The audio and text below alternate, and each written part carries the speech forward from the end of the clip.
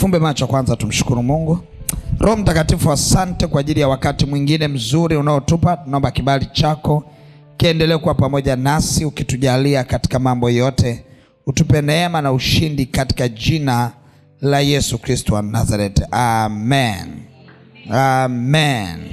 Sasa nitaenda kuongea kwa haraka. Utaandika kushinda makwazo na majaribu.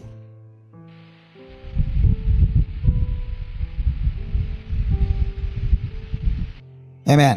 Kati ya muda ambao unatakiwa uzuie makwazo na majaribu ni kipindi cha ujana. Vijana wengi wapo kwenye msongo wa mawazo. Na pressure inayotokana na kufeli. Vijana wengi wako kwenye msongo wa mawazo na pressure inayotokana na kufeli. Usiishi kwa kupaniki kwa sababu ya hali unayoipitia. Tengeneza mazingira ya kutatua matatizo yako kiroho, ili kuhakikisha ufahamu wako na akili yako havijawa kwenye msongo wa mawazo.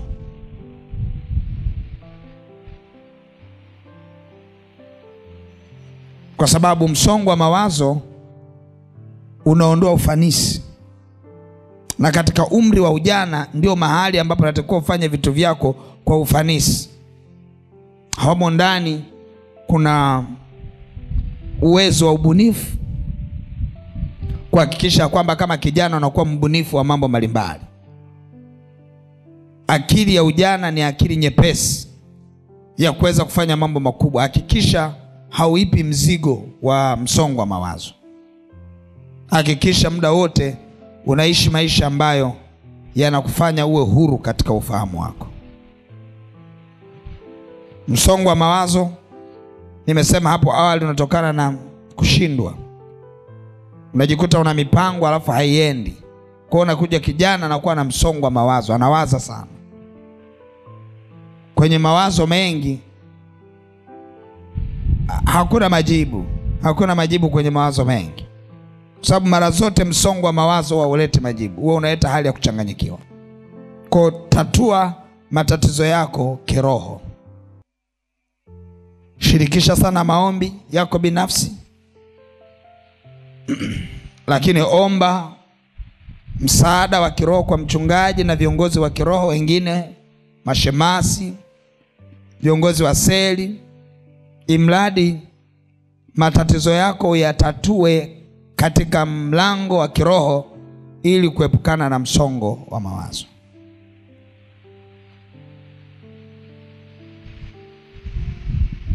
Huko nje tumeona madhara ya msongo wa mawazo. Tumeona watu wakijiingiza kwenye madawa kulevya, matumizi ya madawa kulevya. Tumeona watu wakijiingiza kwenye biashara haramu za miili yao na mambo mengine kutokana na msongo wa mawazo. Unakuta mtu ana msongo wa mawazo, kutokuwa na hela, anaamua aende akajiuze. Unajiuliza, hivi hakuna biashara nyingine ambako kauze mwili wako?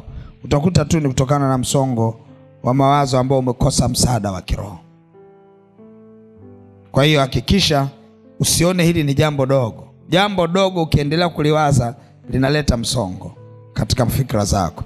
Kwa hakikisha unatatua matatizo yako kama kijana. Tatua matatizo yako. Ukiona umeshindwa, omba msaada wa kiroho. Sitarajii kuona kijana akirudi nyuma kiroho kwa kuwa na matatizo. Kwa sababu tunajua majibu yanatokea kwenye mkondo wa kutatua kiroho. Unaporudi nyuma ni kama unaongeza mzigo wa matatizo ambao hautaweza kuutoa peke yako. Sawa? Yeah. Jambo jingine, nguvu ya maombi kwa vijana. Nguvu ya maombi kwa vijana na programu za neno la Kristo. Nguvu ya maombi na programu za neno la Kristo. Biblia inaeleza kwa habari ya kijana kuwa na nguvu, na tunatarajia kutokana na maandiko kijana awe anaenda maili nyingi zaidi katika mambo ya kiroho kuliko wengine. Kwa hiyo mmoja ya kitu ambacho kinatarajiwa kwa kanisa ni kuona vijana wana nguvu ya kuomba na programu nyingi za maombi kwelikweli. Kitu ambacho mpaka sasa HVC sijaona bado program za maombi za vijana ambazo kweli hata tulio nje tukichungulia tunajua kweli vijana wanatingisha. Lakini vijana msisimame kama ninyi kwenye mikesha yenu ya maombi. Ninyi mnatakiwa msimame kwa ajili ya kanisa. Vijana bidi wasimame kwa ajili ya kanisa, wasimame kwa ajili ya mchungaji, wasimame kwa ajili ya program mbalimbali kuziombea, wasimame kwa ajili ya kuhakikisha kwamba wana control ulimwengu wa roho katika kanisa, pasipo kusahau kuombeana vijana kwa vijana wenyewe. Kwa pia naomba nitumie nafasi hii kutoa wito kwa wale wote ambao ni viongozi. Tunaomba muamshe sasa ari ya maombi kwa kanisa. Vijana mwe mna maombi sana, kwa sababu tunatembea katika hali ambayo vijana tuko nje ya mategemeo. Yaani mategemeo yangu kwa vijana bado ni madogo. Kuna mambo mengi ambayo natategemea kama ningesimama na vijana wangeweza kufanya hii kazi iende mbele zaidi. Lakini unakuta vijana tulionao bado hatupo kwenye ule mstari wa mategemeo. Sijasema hamfanyi chochote, lakini naongelea mstari wa mategemeo, the target line, kwamba tunataka kufika sehemu fulani, hatujafika bado. Tunahitaji vijana kuwa na nguvu ya maombi na program za maombi. Sasa hapa vijana, najua viongozi mnanisikia wa vijana, lakini HQ ipo inanisikia na viongozi wa makanisa. Naomba tusimamie hili vijana, tuna program nyingi za maombi. Sawa jamani? Nguvu ya maombi na kusoma neno. Nguvu ya maombi na kusoma neno ni kitu ambacho tunatarajia sana kuona kikiendelezwa sana.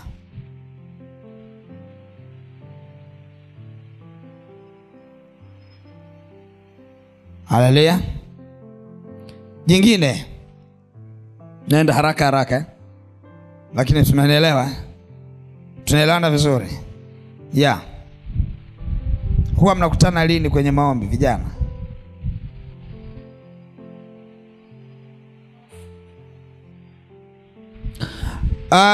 Nataka niongelee kwa sehemu uchumi wa vijana. Uchumi wa vijana. Uchumi wa vijana.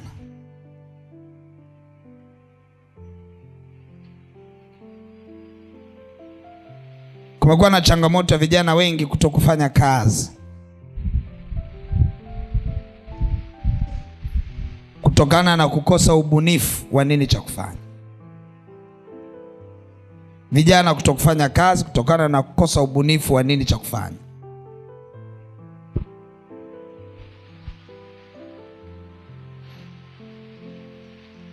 Vijana wakikosa maombi, mara nyingi sana huwa inaenda kuathiri hata uchumi. Kwa hiyo ninatarajia tutakapoongeza muda wa maombi, natarajia sana ya kwamba hata uchumi wetu utaongezeka. Haleluya. Ninaomba vijana kuepukana na mikopo. Tafadhali usikope. Tumeelewana? Usikope.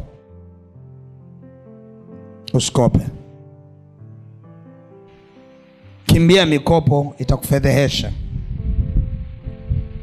Na huwa inarudi kuleta tena msongo wa mawazo, kama vile ambavyo tumetoka kuongea pointi 2 zilizopita. Msongo wa mawazo, madeni.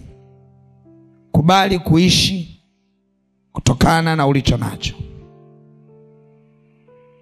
Endelea kukua kutoka mahali ulipo. Haleluya. Kwa hiyo epuka madeni, usikope. Mtu ambaye anaweza kaenda kukopa ni yule ambaye ameajiriwa, mimi huo sihitaji ni mkopo, naonaga kama ni advance ya salary yake, kwa sababu anakatwa na ana uhakika kwamba nitakatwa kwa sababu ya mshahara. Lakini nje ya hapo usikope. Sambamba na kukopa, usicheze michezo. Usicheze michezo. Kuna mtu nimesema usicheze michezo, ameshtuka. Kaangalia namna hii. Sikia, sijasema ni dhambi, ila nitakwambia kwa nini usicheze michezo. Nitakwambia usicheze michezo. Kuna wengine wanacheza michezo na hawana kazi. Nimeona wimbi kubwa la wanawake kujiuza kwa ajili ya kwenda kulipa michezo. Usicheze michezo, kwa sababu wanaocheza michezo ni wale wenye kazi, wenye biashara, ndio wanacheza michezo. Wewe usicheze mchezo. Usicheze mchezo. Najua lazima kuna watu wanacheza michezo hapa na hawana kazi, na mnaanza kuleta stress kwa maboyfriend wenu, kuang'ang'aniza tuma, yani hasa nitatolewa, tuma 50, tuma 45, wewe mpaka utakuja achwa. Kwa sababu pia wanaume hawataki pressure zisizozidi. Yeye mwenyewe anajitafuta, na wewe una michezo 20 kidogo na hauna kazi. Usicheze michezo. Ishi kutokana na ulicho nacho. Usicheze michezo. Sasa mimi naongea na historia ya shuhuda. Mtu amemwacha mtu wakati walikuwa wanaenda vizuri kwenye uchumbao, akamwacha. Mtu ana michezo kila siku, anambia acha, yeye anaongeza. Akimwambia acha, anaongeza. Usijione anaenda kujibembeleza tena, unajua si basi sawa, shika. Lakini ndani sasa, mbona wananiumiza huyu? Namwambia acha, ndo anaongeza michezo. Akamwacha. Acha michezo. Nikisema michezo mnaelewa maana yake? Upatu sio inaitwa sio vikoba sio nini, mnajua nyinyi. Lakini acha kabisa. Haleluya. Kwa nini nasema uache kwa wale wengine ambao wanafanya kazi? Nataka ujifunze kuwa na, unajua mchezo ni dhahiri ya kwamba hauna discipline. Huna nidhamu. Ni kitu kibaya sana. Ukikosa nidhamu ya fedha, utakuja kukosa nidhamu ya mwili wako. Utakuja kukosa nidhamu kazini kwako. Utakuja kukosa nidhamu kwa mume wako. Hebu kuwa na nidhamu ya fedha. Fungua akaunti yako, jifunze kuweka hela. Hela ikae kule. Tengeneza bajeti yako nzuri, kuwa na matumizi kutokana na fedha ulionayo. Usi overspend. Usi overspend. Nikisema usi overspend, si mnaelewa? Usitumie kuliko ulicho nacho. Kama kuna uwezekano wa ulicho nacho kuwezesha kula kuku. Kama iwezekani, kula cha chini yake. Kama ni nyama iwezekani, kula mboga majani. Yani kula kutokana na kile ambacho kitakufanya wewe uhifadhi. Ifike kipindi uweze kuwa na hela kwenye akaunti yako na usiitoe. Usiitoe. Kuna watu hawana uvumilivu. Tunda la uvumilivu halipo. Dakika hii anaweka hela kichangani hapa, anaenda kupanda basi, anaposhuka tu feli anaingia kwenye kibanda, anatoa. Yani hawezi. Kwanza ikiwemo humo ni kama vile akili haitulii. Yani mpaka zisiwemo ndo asema na relax. Sasa haiwezekani. Jifunze kuhifadhi fedha zako. Kwa sababu kama michezo ndio inakufanya wewe na discipline, vipi utakapokuwa umepata nafasi ya kupata milioni 5, utaipeleka kwenye mchezo gani? Si lazima uiweke. Kama haujajifunza kuwa na discipline ya kuweka shilingi chache unazopeleka kwenye michezo, kwa nini usiziweke kwenye account? Jitrain. Biblia inasema mazoezi ya mwili yafaa, ya roho yafaa zaidi. Kwa hata Biblia inaturuhusu kufanya mazoezi. Jifunze kuwa na discipline. Sawa sawa. badala ya kuwa na mchezo, nenda fungua account ambayo haina ATM. Yaani kwenye maisha yako lazima uwe na account ambayo haina mlango wa kutoka. Hawa watu wa benki unavyoona wanaweka sim banking, wanaweka ATM ili wao hela zote zinaingia na kutoka. Yaani wao unapotoa wanapata faida, unaingiza wanatoa. Sasa na wewe kwa ajili ya kuzisave, tafuta benki yenye foleni kubwa. Ondoa ATM, ondoa sim banking. Hata mimi nishaikuta zamani. Enda kwenye benki moja sitaki kuitaja hapa. Foleni kweli kweli, nilikuwa na viakiba vyangu hapo.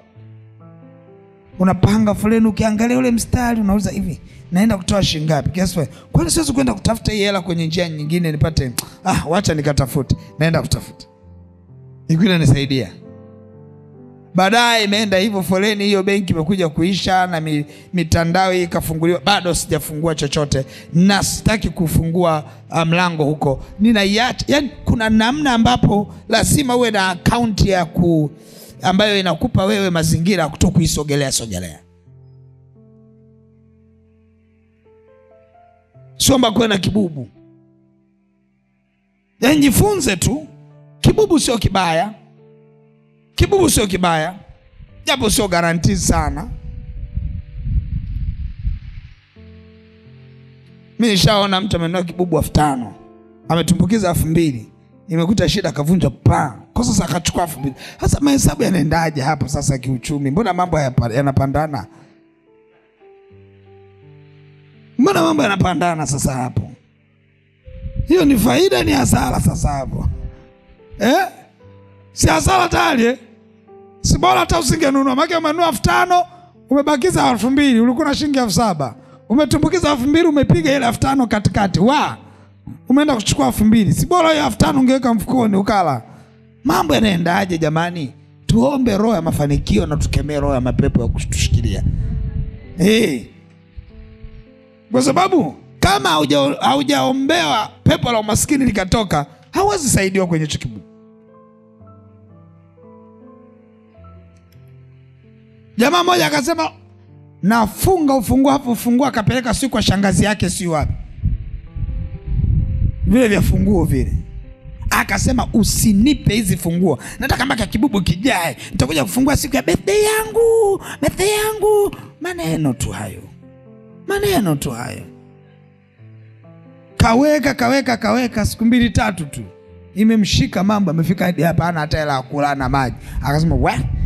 Akampigia anti yake, naomba ufungua. Akasema uliniambia bwana we, ufungua kwangu wa kwako, ugomvi kaanza. Kwa nakuta hivi vitu, endelea kufanya maombi. Kipindi unaendelea kufanya maombi vile kushikilia visikushikilie, jifunze kuwa na discipline yako mwenyewe. Haleluya. Ukiashumu kwamba kuna siku utakuja kuwa na milioni 100, itahitajwa na discipline. Utaipeleka wapi? Kwenye mchezo? Inabidi uwe na discipline. Siku ukiwa na milioni 200, utaenda kupeleka wapi? Lazima uwe na nini? Na discipline. Sawa sawa pendwa. Amen. Najua hilo mmenielewa vizuri. Kwa jifunze kufanya kazi, tafuta kazi, fanya kazi, upate fedha. Lakini najua kuna watu wengi sana ambao hawawezi kuanza. Wamefungwa kwenye kuanza. Jitahidi kuanza na chochote kilichopo mbele yako. Sawa sawa. Na kama hauna hela, usitafute heshima. Usitafute heshima kama hauna. Fanya chochote utakachoweza ukifanya. Sawa sawa. Usiogope, usione aibu. Ukishapata hela utajisitiri. Kwa sasa pambana. Toka nje. Sawa sawa. Toka nje, fanya kazi. Amen. Imradi upate hela. Usione aibu. Usione aibu kuomba kazi yoyote, imradi nakupa hela. Hata kama umesoma, nenda kaanze kazi. Utakapopata fedha ile ndogo ndogo, wakati unaendelea kutafuta kazi kutokana na elimu yako. Utakapopata kazi ya elimu yako ndio unaacha hii unaenda kule. Lakini usikae bila kufanya kazi. Haleluya. Haleluya. Lakini pia uwe na hifadhi. Nimeongea hiyo. Sawa sawa. Hakikisha unahifadhi. Asiwepo mtu ambaye huna bank account. Kafungue bank account. Amen. Fungua bank account. Lazima uwe na hifadhi. Mtu akikupa shilingi 50,000, usile yote. Usile yote. Chukua shilingi 5,000, hifadhi sehemu. Isahau kama vile haipo. Kesho na kesho kutwa ukifanya hivyo mara 10 tayari una 50,000 nyingine kwenye hifadhi yako. Jifunze kuwa na discipline. Haleluya. Kuna hifadhi yani hakikisha mpaka uje uzichukue, yani maji yawe shingoni. Hasa wewe umeweka hifadhi, ukisikia tu kijijini shangazi anaumwa, umeshachukua hifadhi, umepeleka. Isiende hivyo. Yani kuna vitu lazima yani viwe nje ya uwezo wako. Hata kama ni vya kwako, tengeneza viwe nje ya uwezo wako. Jiambie kwamba sina. Yani usione ile hifadhi kama ni hela umeweka. Jiambie mwenyewe kwamba sina. Hata kama tamani kwenda kununua nguo nzuri, unaiona hifadhi, jisemee kwenye moyo wako kwamba sina, tafuta hela nyingine ya nguo, usiangalie hifadhi yako. Haleluya. Kuna mtu ananielewa? Kuna mtu ananielewa? Yeah. Lakini kitu kingine, nimeshaambia usikope. Mnakumbuka Nimekuambia usifanye nini? Usifanye nini? Usikope. Usikope. Tengeneza hifadhi yako. Usicheze mchezo. Jifunze kuwa na discipline ya kuhifadhi hela mwenyewe. Sawa sawa Ili ujitengenezee mazingira, siku zikija milioni 200 usimpelekee mtu. Kuna mtu hapa HVC ameenda kufanya kazi yake, eti amepata hela, sio ilikuwa ni milioni ngapi zile, eti ameenda kumuomba mjomba wake amhifadhi. Ni akili za wapi hizo? Baada ya muda mjomba apokee simu, ndio anakuja kwanza kulia, unajua mimi baba nilivyoenda kunani, unajua nilichukua na zile hela, afu baadaye nikachanganya na zile ambazo yani amezichukua, amezichanganya, akaenda dili lake la mwisho kwenda kuhesabia za sensa, si kuandikisha daftari limefanya nini, sio akalipa, amezikusanya zimefika milioni ngapi, eti akaenda kumkabidhi nani? Mjomba. Something shida. Mjomba anakula tu, anajua huwezi mfunga. Mjomba atakuogopa. Tena anapokula hakuiti mjomba, anaitwa mtoto wa dada, ili asile vizuri. Hizi hela za mtoto nani? Wa dada. Kwa angalia sana. Sawa sawa Kwenye masuala ya kiuchumi tutaingia deep sana tutakapokuwa kwenye kambi ya tarehe 22. Tutaingia deep kuona ni namna gani tunaweza tukaproduce hela katika ulimwengu wa roho. Tunatengeneza vipi network katika ulimwengu wa roho, na tunafanyaje katika ulimwengu wa mwili. Hiyo ni topic nitaenda kuiendeleza kule. Kwa hapa topic ya uchumi niishie hapa kwa sababu ni ndefu sana. Sawa sawa Yashike hayo machache. Amen. Kwa sehemu ninafundisha na hili kwa sehemu. Jingine nitaenda kumalizia kwenye ibada ya mlima wa maombi kwa sababu tutakuwa kuna program ya maombi. Ninafundisha kwa sehemu kwa habari ya mahusiano ya Kikristo yenye tija.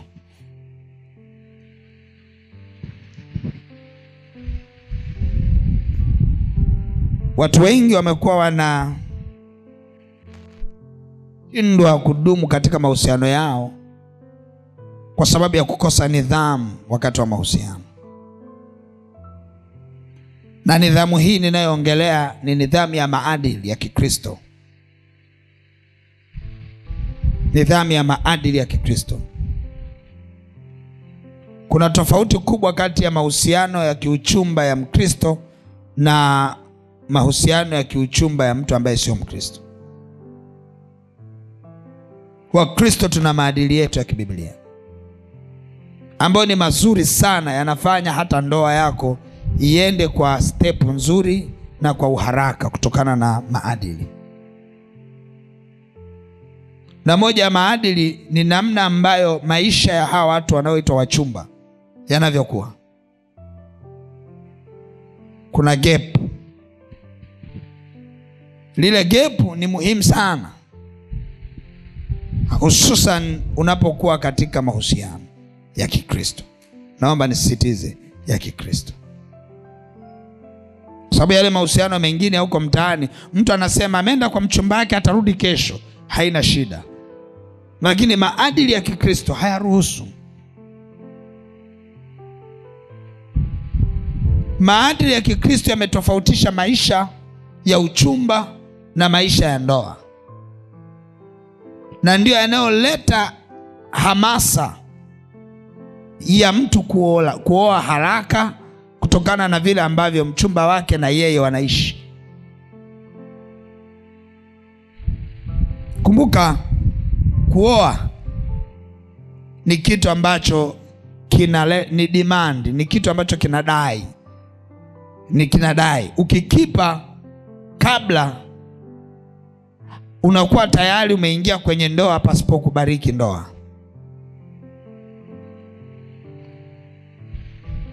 Usikubali kuishi nje ya utaratibu wa maadili ya Kikristo kwenye mahusiano yako. Lazima kuwe kuna nyakati za kuonana, mahali sahihi pa kuonana.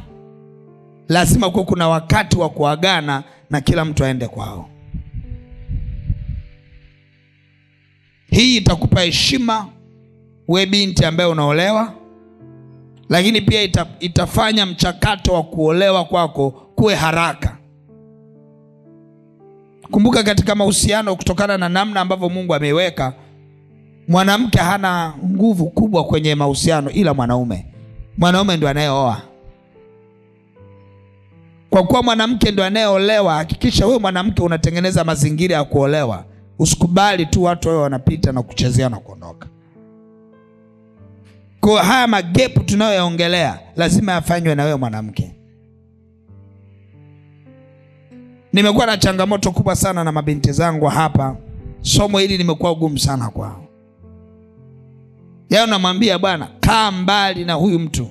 Lakini kesho na kesho kutwa unawaona wako huko kwenye vyumba vya wanaume. Sasa hii kitu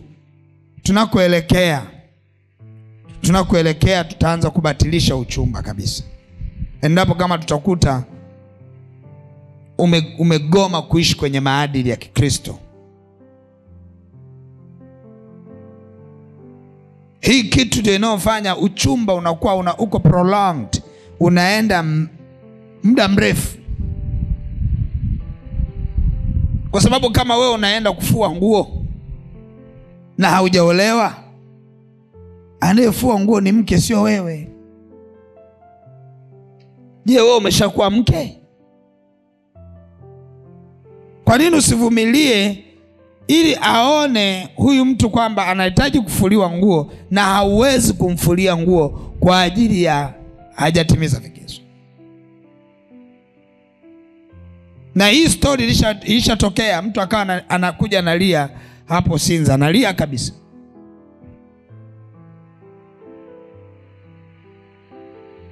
Mtu yuko kwenye uchumba tayari ameenda kupika chakula, eti ule kijana akirudi kutoka kazini, anafanyia benki, akirudi kutoka kazini anakuta ameshamfunikia vyakula viko pale, anakula.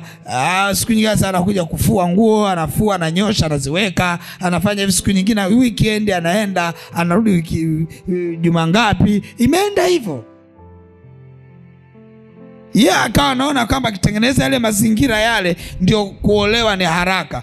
Akaja binti mwingine akaweka misimamo. Ameweka misimamo mpaka yule binti anakuja kujishtukia. Yule bwana, yule benka yule, ameshaenda kutoa hadi mahari na tayari harusi imeshapangwa. Anaendelea kufua majinsi tu. Wenzake walishapanga hadi harusi.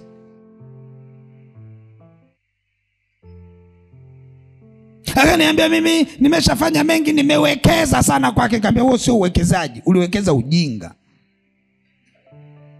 Uwekezaji gani huu?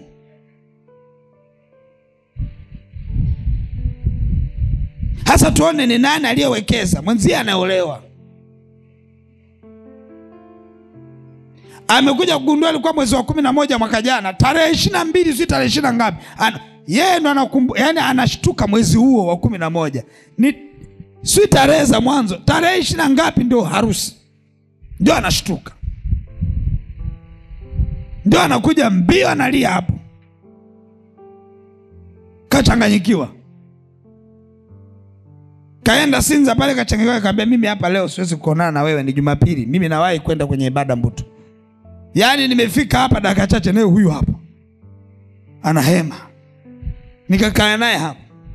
Nikamwambia sikilize, ninaogopa sana kukuambia maneno mazuri kwa sababu nilishakwambia. Nilimwambia utaachwa. Lakini hakutaka kunisikia. Jinsi unavyojirahisisha ndivyo thamani yako inapotea. Wewe unajua mtu anaenda kukuoa, unaenda kufua hadi mashuka. Hii imekuwa ni shida.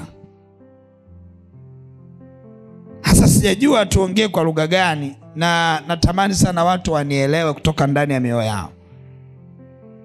Mkitaka mfanikiwe wa dada na mabinti zangu, usijirahisishe. Mtu akikwambia nataka kukuoa, usijirahisishe kwenda kuolewa. Jiwekee misimamo ya kwamba fuata utaratibu nioe. Ile tu kwamba fuata utaratibu nioe, heshima yako itakuwa kubwa sana. Sio kama naelewana. Tunaelewana vizuri eh? Usikubali kujirahisisha. Wanaume, msifanye huo ujinga. Sawa? Unajua kuna watu wepesi sana kualiza watu. Usipende kufanya hivyo vitu. Sawa? Mbegu mbaya sana. Una watoto na wewe utakuja kuwa na watoto wa kike. Usipande hizo mbegu. Usiruhusu Mungu akupe maisha marefu uje kuona watoto wako wakilia. Usifanye hayo mambo. Na wewe msaada wa kutengeneza gap. Usikubali chumba chako kiwe ni chumba cha kuingiza wanawake ambao unasema unawaoa na wakati unajua huwaoi. Tumeelewana Pemba? Tumeelewana Pemba? Ninaomba tu mnielewe. Kwa lugha hiyo hiyo, Mungu awape neema ya kunielewa. Ili siku kama nataka kuolewa, ujue kama mmeshakaa mmepanga kuoana. Ukishapeleka hatua moja ambayo haujafikia, ukaipeleka kinguvu, itakulazimisha wewe ukae kwenye hiyo nafasi nje ya utaratibu. Unasonga kabisa na ugali. Wengine ndio mnakupata na makosa momo. Umo kwenye kusonga ugali huko, unajichanganya unajichongea kwamba hujui kusonga vizuri. Toa ugali na mavidonge donge humo ndani na maunga. Ndio mke huyu. Umo kwenye kujipendekeza huko. Acha. Tumeelewana jamani? Hii ninaomba niiseme kwa sehemu. Na ninamwomba Mungu akusaidie. Na kama utanisikia, utaolewa haraka sana. Mmenielewa dada? Kilio changu ni kwenu wadada. Amen. Wakazieni hawa. Msiwalegezee. Sawa? Sasa tukutane wapi? Kanisani. Sawa? Tukutane wapi? Kanisani. Saa ngapi? Kabla ya ibada, nusu saa kabla. Kipindi cha uchumba wa Kikristo, sio kipindi cha outing za kwenda huko kwenye mapolipoli, huko kwenye swimming huko kwenye manini. Hebu linda kwanza, linda. Huo muda utakuja, linda upate heshima yako. Haleluya. Haleluya. Mungu abariki sana.